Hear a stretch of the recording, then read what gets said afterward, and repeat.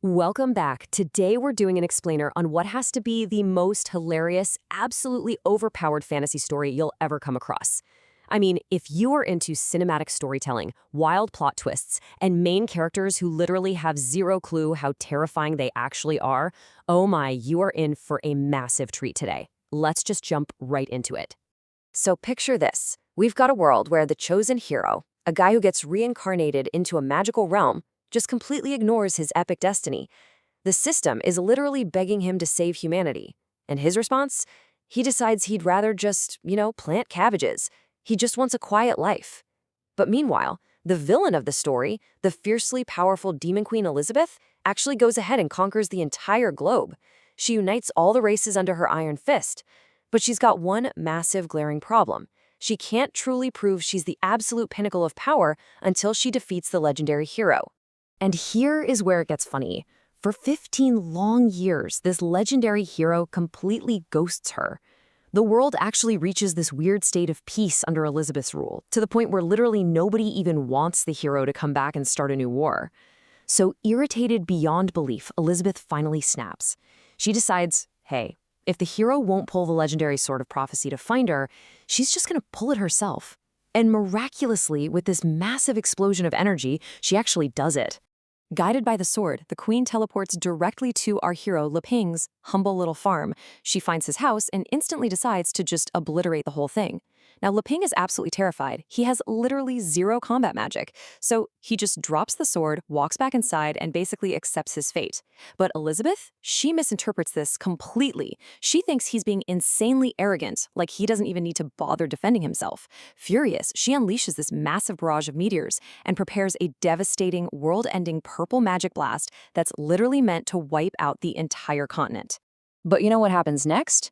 It only takes one single mechanical robot dog, something our hero built just for fun, by the way, to completely neutralize her. This little robot, named Wong Kai, instantly calculates her power, conjures a literal black hole, and just absorbs her ultimate world-ending magic like it's nothing. No way, right? Okay, so this creates a completely hilarious case of dramatic irony that basically drives the entire rest of the story. See, Elizabeth ends up using 100% of her power against the dog, causes a massive explosion, and faints from sheer exhaustion. Leping wakes up totally unharmed, finds her passed out, and handcuffs her to his bed. Now, from Leping's perspective, he is terrified. He just wants a peaceful chat without getting murdered. But from Elizabeth's perspective, she is completely humiliated. She genuinely believes this god-tier hero is mocking her absolute defeat and asserting total dominance over the demon race. So our hero, Leping, tries to be diplomatic. He's nervous, he's stammering, and he says, I'm going to take these handcuffs off you so we can talk peacefully, okay?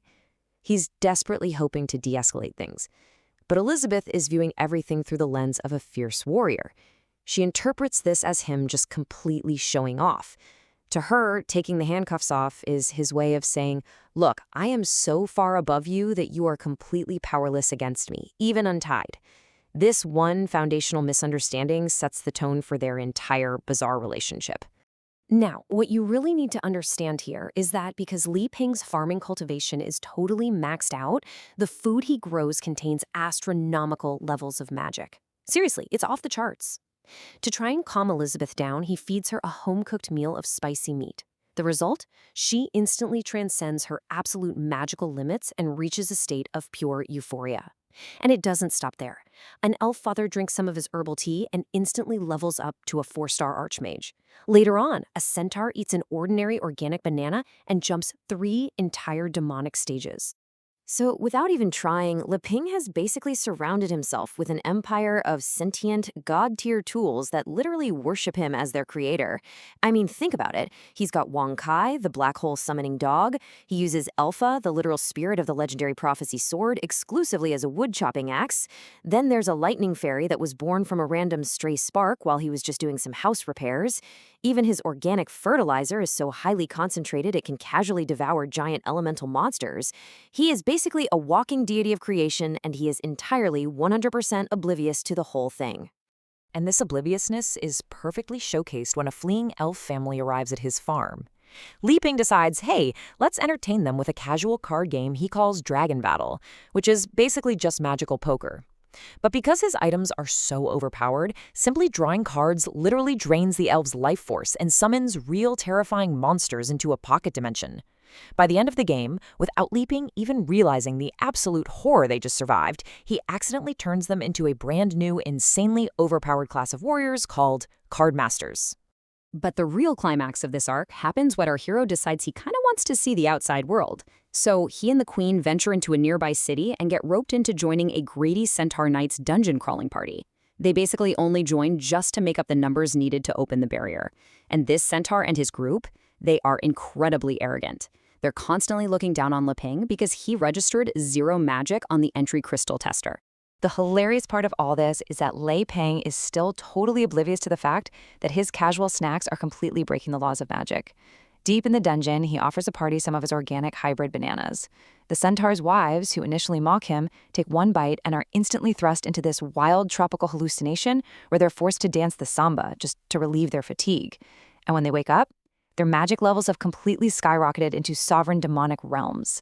So the Centaur Knight sees this. He's hungry for power, and seeing how insanely potent Leping's fruit is, he enacts a wicked plan. Once they reach the final treasure room, he completely betrays everyone. He steals Leping's backpack, absolutely convinced that these magical fruits are the ultimate key to conquering the kingdom. In a total crazed frenzy, he eats all the overpowered fruits at the exact same time. Well, his body can't handle that much pure, concentrated energy, and he violently mutates into a massive, unstoppable, demonic boss monster. Believing he is now an invincible god, this mutated centaur unleashes his ultimate, most devastating strike directly at our simple farmer. But Leping? Well, his farming clothes are literally indestructible because of his maxed out creation stats, so he just stands there. His passive defenses are so astronomically high that the centaur's ultimate attack just violently bounces right back at him. It is a truly satisfying moment. The arrogant knight completely defeats himself. He's just left battered on the ground, utterly confused, uttering, "Wait, why does it seem like my attack returned?" Leping literally didn't even have to lift a single finger.